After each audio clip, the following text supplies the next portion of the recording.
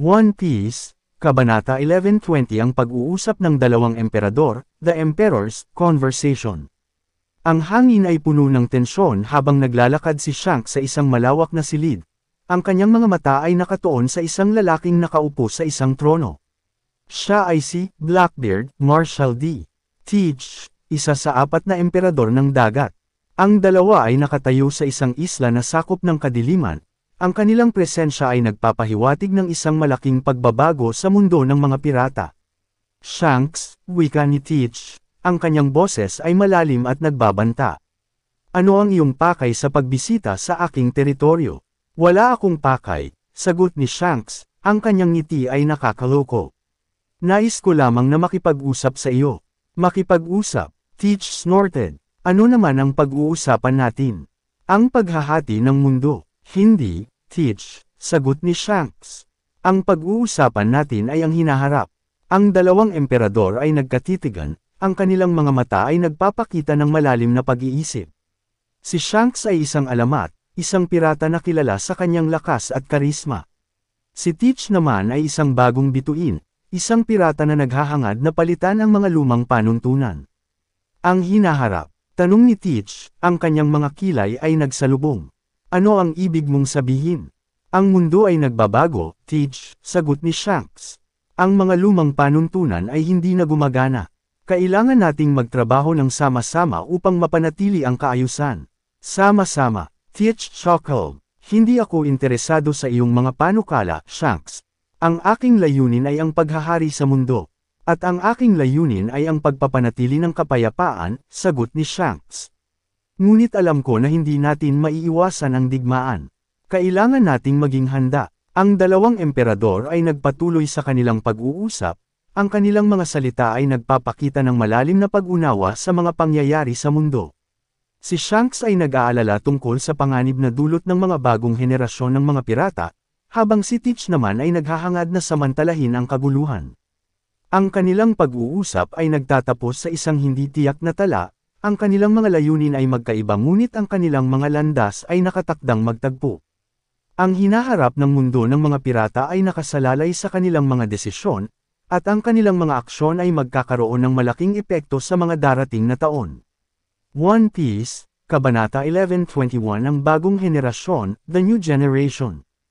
Ang araw ay sumisikat sa Egghead Island, isang isla na puno ng mga misteryo at teknolohiya. Ang Straw Hat Pirates, kasama ang kanilang mga bagong kaalyado, ay nakaharap sa isang malaking hamon, ang world government. Si Dr. Vegapunk, ang pinakamatalinong tao sa mundo, ay nagtatago sa isla, sinusubukan na protektahan ang kanyang mga imbensyon mula sa mga kamay ng world government. Ngunit ang mga ahente ng CP0 ay naghahanap sa kanya, at handa silang gawin ang lahat upang makuha siya. Sa gitna ng kaguluhan, si Luffy ay nakikipaglaban sa isang malakas na ahente ng CP0, si Lucci. Ang dalawa ay nagpapalitan ng mga suntok, ang kanilang mga kapangyarihan ay naglalaban sa isa't isa. Samantala, si Zoro ay nakikipaglaban kay Kako, isa pang ahente ng CP0. Ang kanilang labanan ay nagaganap sa isang malawak na silid, ang kanilang mga espada ay nagbabanggaan sa bawat pag-atake. Sa ibang bahagi ng isla, si Sanji ay nakikipaglaban sa isang grupo ng mga ahente ng CP0. Ang kanyang bilis at kakayahan ay nagbibigay sa kanya ng kalamangan, ngunit ang mga ahente ay marami at handa silang gawin ang lahat upang makuha siya. Si Nami at Usopp ay naghahanap ng paraan upang makatakas sa isla, kasama ang kanilang mga kaalyado na sina Bonnie at Sokka.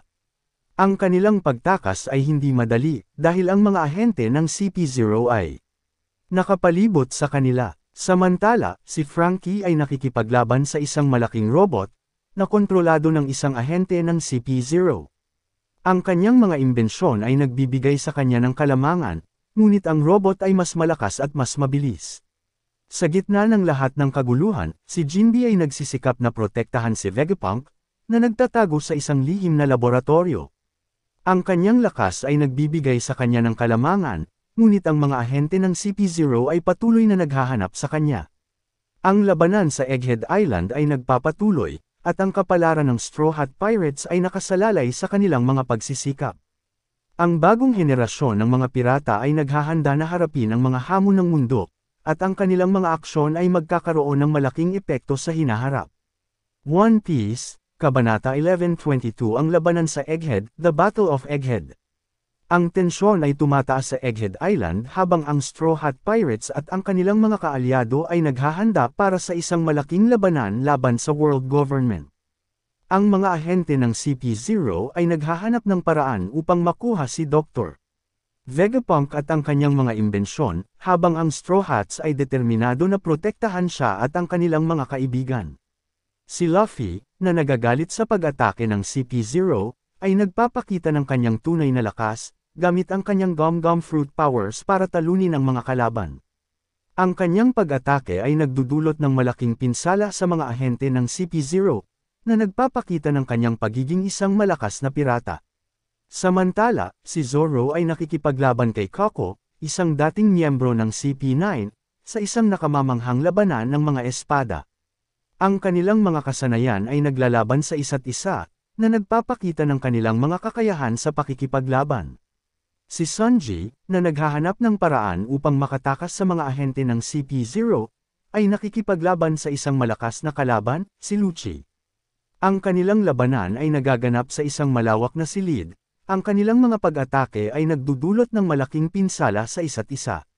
Si Nami at Usopp, kasama ang kanilang mga kaalyado, ay naghahanap ng paraan upang makatakas sa isla. Ang kanilang pagtakas ay hindi madali, dahil ang mga ahente ng CP0 ay nakapalibot sa kanila. Si Frankie, na nagtatanggol sa mga imbensyon ni Vegapunk, ay nakikipaglaban sa isang malaking robot. Ang kanyang mga imbensyon ay nagbibigay sa kanya ng kalamangan, ngunit ang robot ay mas malakas at mas mabilis. Si Brook, na naghahanap ng paraan upang matulungan ang kanyang mga kaibigan, ay nakikipaglaban sa isang grupo ng mga ahente ng CP0.